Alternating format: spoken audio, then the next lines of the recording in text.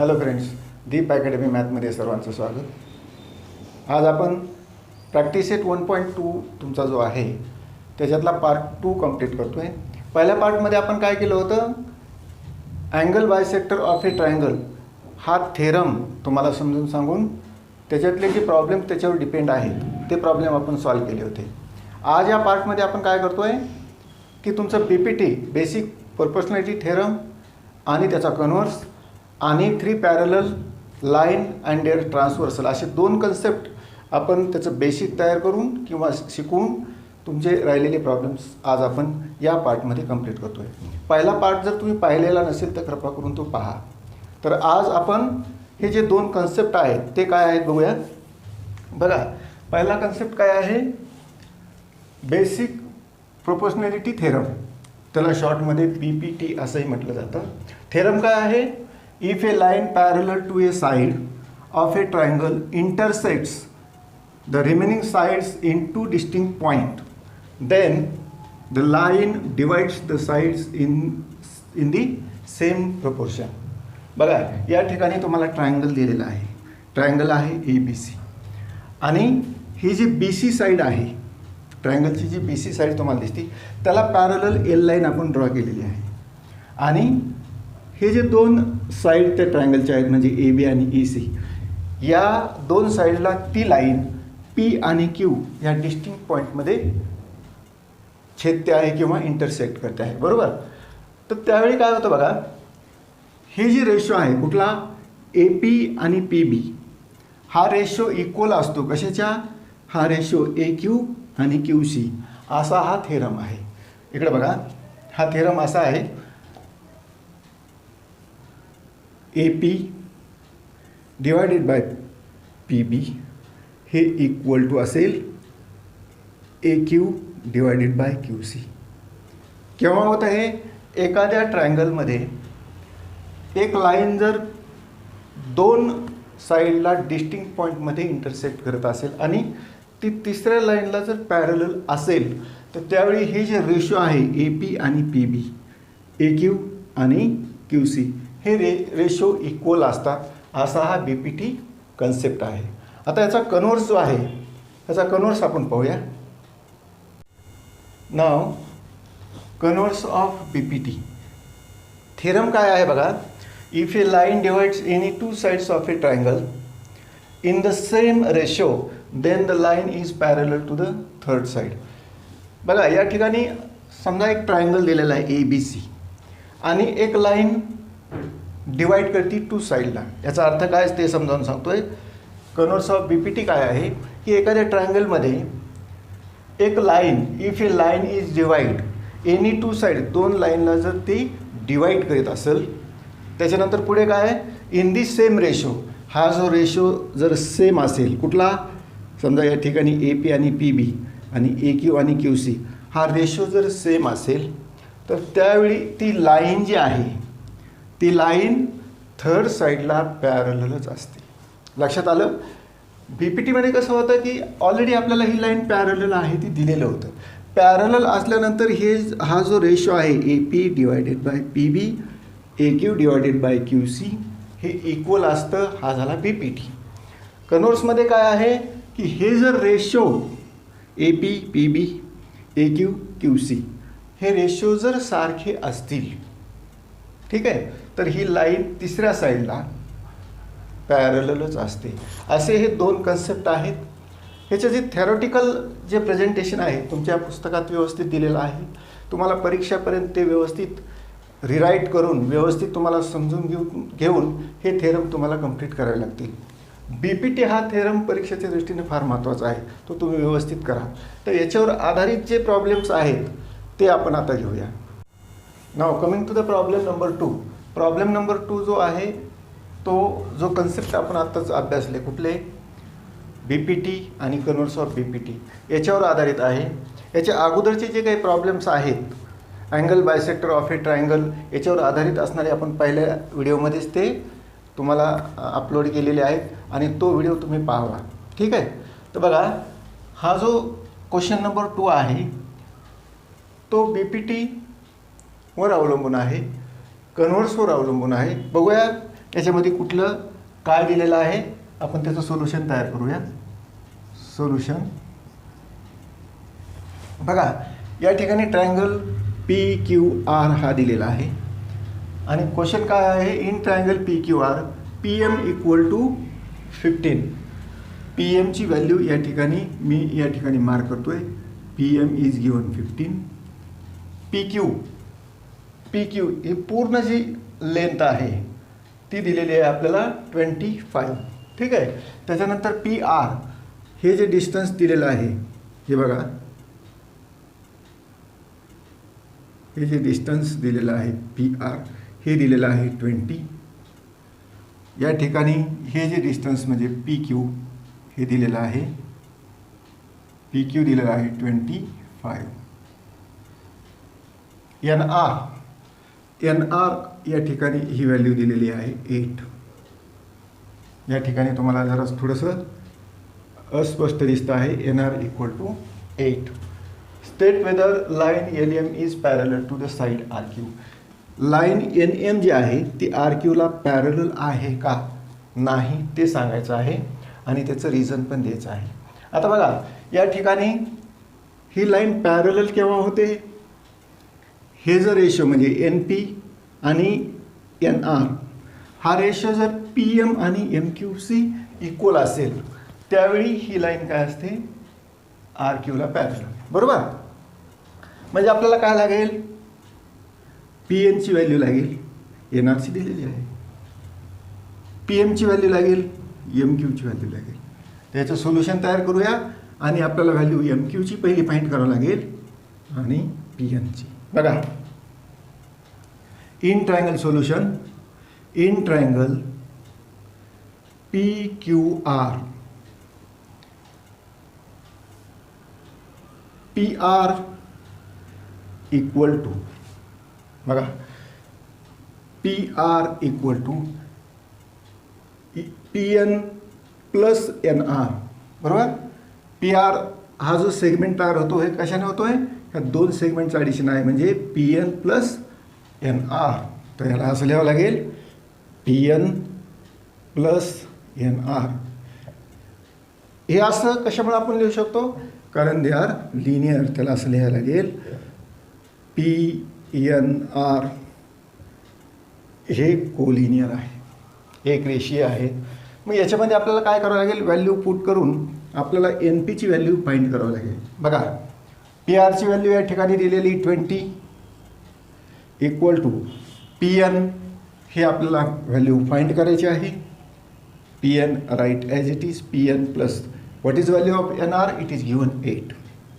या ठिकाणी 8 ही व्हॅल्यू आपल्याला प्रोव्हाइड केलेली आहे, ती मी फिगरमध्ये पण मार्क केलेली आहे. याच्यावरून आपल्याला काय करता येईल, PN ची व्हॅल्यू फाइंड करता येईल. तर बघा, PN इक्वल टू 20 मायनस 8 या ठिकाणी मी ट्रान्सफर केलेलं आहे. हे जे मॅथमॅटिकल कॅल्क्युलेशन आहे हे तुम्हाला पटकन लक्षात यायला पाहिजे. PN equal to 12. ठीक आहे. ही एक व्हॅल्यू आपल्याला लागेल म्हणून आपण ती व्हॅल्यू फाइंड केलेली आहे. PN ची व्हॅल्यू आलेली आहे 12. आता यानंतर जशी आपण PR ची व्हॅल्यू नुसार PN ची व्हॅल्यू फाइंड केली त्याच पद्धतीनं आपल्याला PQ ची टोटल व्हॅल्यू दिलेली आहे 25 यानी की 25. तर MQ ची व्हॅल्यू आपल्याला फाइंड करावं लागेल. बघा, similarly PQ equal to, PQ कसा तयार होतो आहे, PM plus MQ, PM plus MQ. PQ ची व्हॅल्यू या ठिकाणी आपल्याला 25 हे प्रोव्हाइड केलेलं आहे. 25 equal to what is value of PM, it is given 15. 15 plus MQ we want to find here MQ equal to 25 minus 15. MQ याची value आहे 10. ठीक आहे. या पद्धतीने आपल्याला हे जे NP याची व्हॅल्यू फाइंड केली आपण, NR ची ऑलरेडी दिलेली आहे, PM ची व्हॅल्यू 15 ही दिलेली आहे, MQ आपण फाइंड केलेला आहे. आता आपण काय करूया, NP डिवायडेड बाय NR हा रेशो घेऊया. PM divided by M Q हा रेशो घेऊया आणि बघूया ते इक्वल आहेत का कसे. बघा पी एन आपल्याला घ्यावं लागेल P N divided by N R equal to P एनची व्हॅल्यू काय फाइंड केली आपण 12. You write here 12 divided by 8. ह्याला आणखी आपल्याला शॉर्ट फॉर्ममध्ये लिहिता येईल 3 डिवायडेड बाय 2. 4 3 जा 12, 4 2 जा 8. याची व्हॅल्यू काय आली 3/2. Call it equation first. याच पद्धतीनं आपल्याला पी एम आणि एम क्यूचा रेशो काढावा लागेल. P M divided by M Q equal to what is value of P M. It is 15. 15 divided by M Q. M Q या ठिकाणी आपण काय फाइंड केलेली इट इज 10. 5 ने आपण डिवाइड करूया. 5 3 जा 15, 5 2 जा 10 म्हणजे हे परत 3/2. P M divided by M Q हा रेशो किती आलेला आहे 3/2. Call it equation second. Equation first equation second 3/2 3/2 या ठिकाणी मार्क करूया. From equation 1 and 2. From equation 1 and 2 P N divided by N R हे इक्वल आहे P M divided by M Q. एखाद्या ट्रायंगलमध्ये हा रेशो जर सेम असेल कोणता P N divided by N R equal to P M divided by M Q, त्यावेळी by converse of B P T हे रेशिओ जर सारखे असतील तर ही जी लाईन आहे एन एम ही तिसऱ्या साईडला म्हणजे आर क्यूला पॅरललच असते. म्हणून आपल्याला काय लिहिता येईल शेवटी बघा by converse of B P T line L M म्हणजे ही लाईन एल एम या ठिकाणी क्वेश्चन जो आहे एन एम या ठिकाणी दिलेला आहे. मी इथे क्लिअर करतो. लाईन एन एम क्वेश्चनमध्ये एल नाही आहे. लाईन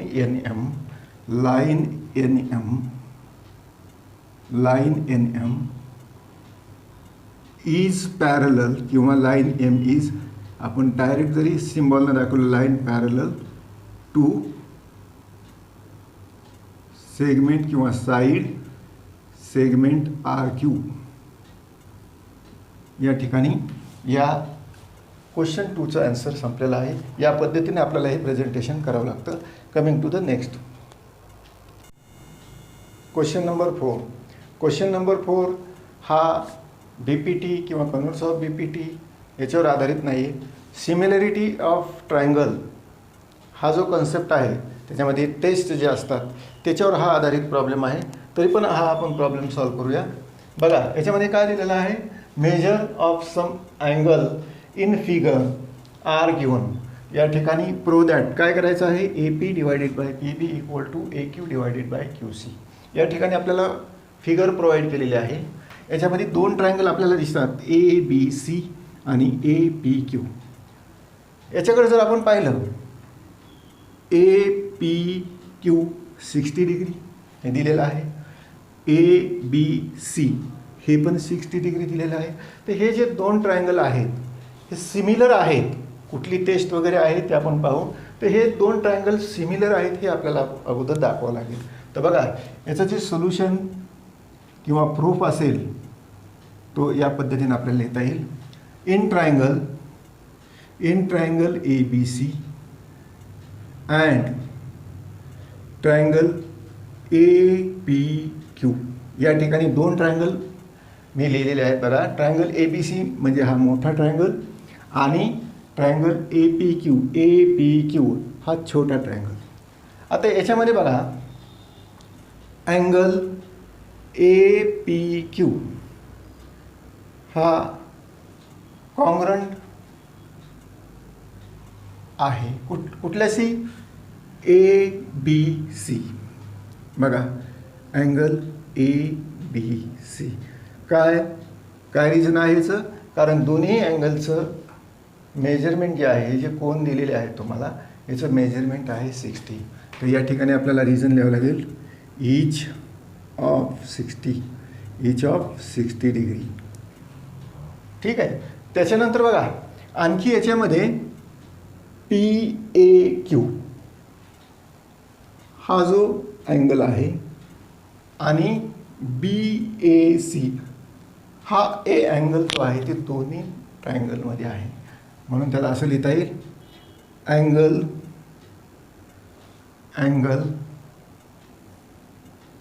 BAC हा कॉन्ग्रंट आहे अँगल PAB. कशामुळं?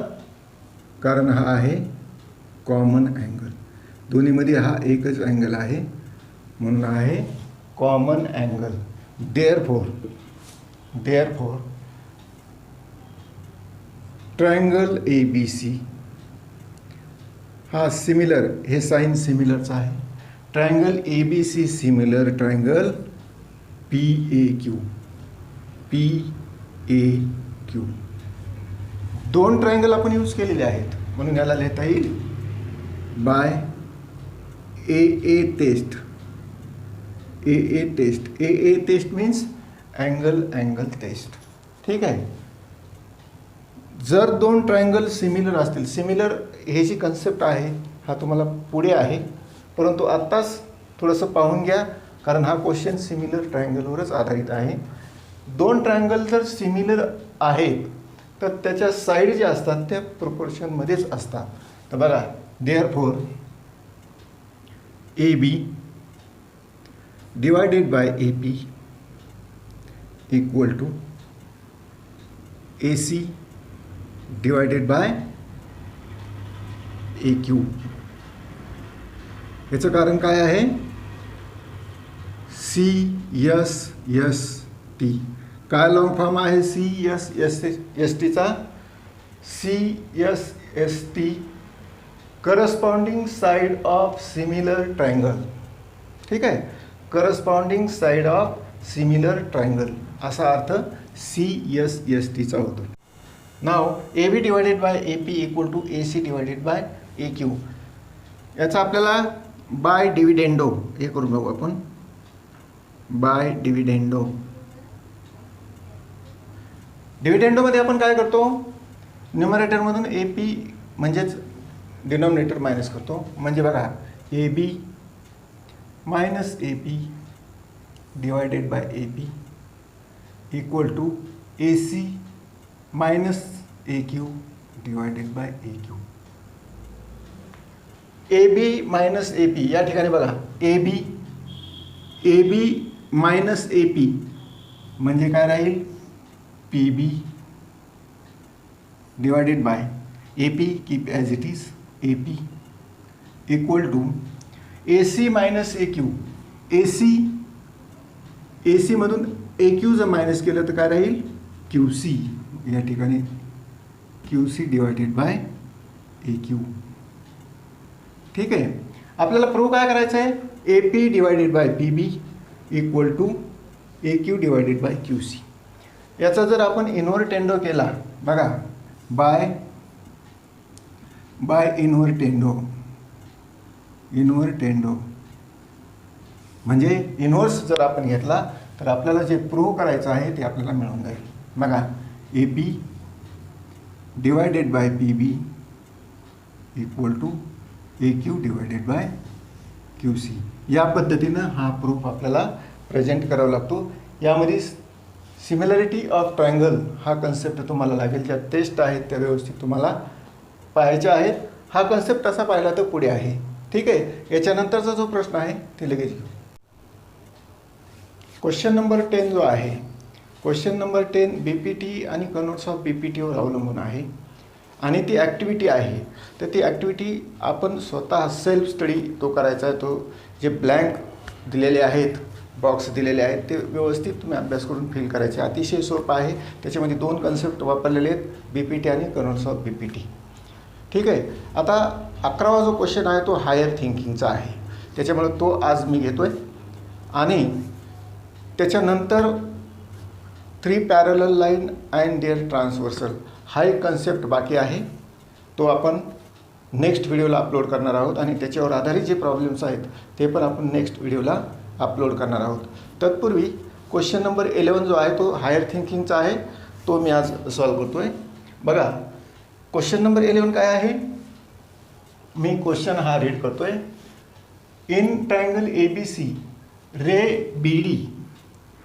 BD bisect angle ABC and ray CE bisect angle ACB. If segment AB congruent segment AC, then prove that ED parallel BC. हा जो problem आहे याच्यामध्ये फिगर तुम्हाला प्रोव्हाइड केलेली नाही आहे. या क्वेश्चनच्या आधारे जी इन्फॉर्मेशन्स आपल्याला प्रोव्हाइड केलेली आहे त्याच्या आधारे ही फिगर्स आपल्याला अशी ड्रॉ करावी लागते. बघा ही जी फिगर आहे ती आपण करेक्ट ड्रॉ केलेली आहे का ते आपण पाहू. ट्रायंगल ABC दिलेला आहे आणि BD जो आहे तो ABCचा बायसेक्टर आहे. असा हा पहिला पॉईंट आहे. BD bisect angle ABC. तर या पद्धतीनं आपण BD हा बायसेक्ट मार्क केलेला आहे. त्याच्यानंतर CE हा जो रे आहे, CE इकडे बघा, CE हा जो रे आहे तो अँगल ACBला बायसेक्ट करतो आहे. ही एक इन्फॉर्मेशन आपल्याला दिलेली आहे. त्याच्यानंतर सेगमेंट AB हा जो सेगमेंट ही जी साईड आहे, सेगमेंट AB सेगमेंट किंवा साईड AC हे कॉन्ग्रंट आहे. हे पण आपल्याला दिलेलं आहे. आणि प्रूव्ह काय करायचं आहे. ED पॅरलल हे जे इंटरसेक्शन पॉईंट्स आहेत BD बायसेक्टर आणि CE बायसेक्टर याचे जे इंटरसेक्शन्स पॉईंट्स आहेत प्रत्येक साईडवर ते आहेत E आणि D. ED जोडल्यानंतर ED हा जो सेगमेंट तयार होईल it is parallel to side BC हे आपल्याला प्रूव्ह करायचं आहे. तर बघा या ठिकाणी आपण याचं सोल्युशन किंवा प्रूफ तयार करूया.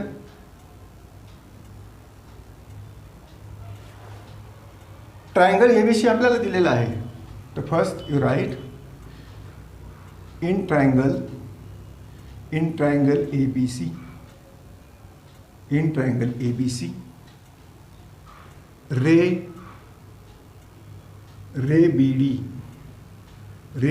bisect ray BD bisect angle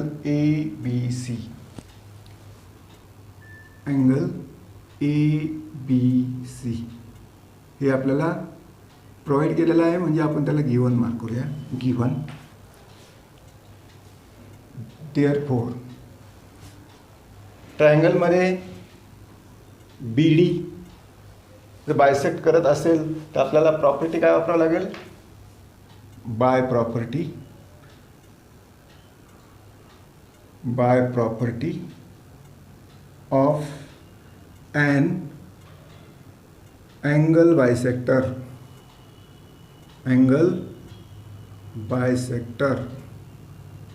of a triangle. काय प्रॉपर्टी आहे बघा. हा जो रेशो असतो AB आणि BC हा रेशो कशाशी इक्वल असतो. AD आणि DC. हा आपण कन्सेप्ट याआधी बरेच प्रॉब्लेम आपण सॉल्व केलेले आहेत. तो कन्सेप्ट काय आहे बघा. AB डिवायडेड बाय BC हे इक्वल असतं कशाच्या. AD divided by DC. AD divided by DC. Quality equation first. BD हा बायसेक्टर जो आहे त्याचा कन्सेप्ट आपण अँगल बायसेक्टर वापरून तयार केलेला आहे. इक्वेशन 1 गेन केलेलं आहे. याच पद्धतीने आपल्याला CE बायसेक्टर कन्सिडर करून बघा रे रे CE bisect ray CE bisect angle ACB, ray CE bisect angle ACB, हे आपल्याला गिवन आहे, गिवन. मग काय होईल बघा, हा रेशो कसा असेल, AC divided by BC, AC divided by BC equal to AE divided by EB, AE divided by EB. लक्षात येत आहे. Call it equation number 2. आणखी एक segment AB congruent segment AC हे आपल्याला प्रोव्हाइड केलेलं आहे. But segment AC segment AB congruent segment AC हे पण आपल्याला प्रोव्हाइड केलेलं आहे गिवन. दॅट इज आपल्याला याला असं लिहिता येईल AB equal to AC, AB equal to AC. Call it equation number 3. आता इक्वेशन नंबर 3, 2 आणि 1 याच्याकडे जर पाहिलं तर लक्ष द्या. पहिलं इक्वेशन काय आहे, AB divided by BC equal to AD divided by DC. दुसरं इक्वेशन काय आहे, AC divided by BC equal to AE divided by EB. हा सेकंड आहे. परंतु तिसरं इक्वेशन काय आहे, आपल्याला प्रोव्हाइड केलेलं आहे AB इक्वल टू AC. बघा, ही जी साईड आहे इक्वेशन फर्स्ट आणि इक्वेशन सेकंडची जी लेफ्ट साईड आहे याच्यामध्ये फक्त AB हे डिफरन्स दिसत आहे. ठीक आहे, AB AC.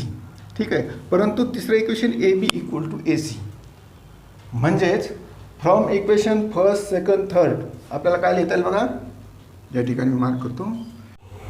From equation 1 2 3, from equation 1 2 and 3 काय कन्क्लुजन येईल बघा. Look here, equation first second third याच्यावरून आपल्याला काय लिहिता येईल, AD divided by DC equal to AE divided by AE divided by EB. हे कन्क्लुजन आपल्याला काढता येईल. परंतु AD divided by DC equal to AE divided by EB हे काय आहे बघा. AD divided by DC equal to हा जो रेशो आहे हा इक्वल टू कशाचे आहे, AE डिवायडेड बाय EB. असं ज्यावेळी असेल त्यावेळी आपल्याला काय लिहिता येईल, by converse of BPT, by converse of BPT. BPT converse काय सांगतोय की हा ratio AE divided by EB equal to AD divided by DC हे जर असेल तर ED हा BCला पॅरललच असतो. बरोबर, हा कन्व्हर्स आपण याआधी शिकलेलो आहोत. देअरफॉर ED पॅरलल BC या पद्धतीने आपल्याला हा थेरम प्रूव्ह करावा लागतो. अशा पद्धतीनं आपण 11th जो आहे थोडा हायर थिंकिंगचा हा क्वेश्चन होता तो कंप्लीट केलेला आहे. याच्यामध्ये ॲडजस्टमेंट जे आहेत, जे कन्सेप्ट आहेत व्यवस्थित वापरावे लागतात. असे जे प्रॉब्लेम्स आहेत किंवा प्रूफ आहेत ते व्यवस्थित आपल्याला समजून प्रॅक्टिस करूनच ते सॉल्व करावे लागतात. तर अशा पद्धतीनं आपण हे 11th हायर क्वेश्चन हा संपवलेला आहे. याच्यानंतर 3 parallel line and their transversal हा कन्सेप्ट बाकी आहे. तो कन्सेप्ट प्लस त्याच्यावर आधारित जे प्रॉब्लेम्स आहेत हे मी दुसऱ्या व्हिडिओला अपलोड करतो आहे. तोपर्यंत अभ्यास करत राहा, स्वतःची काळजी घ्या. Good bye.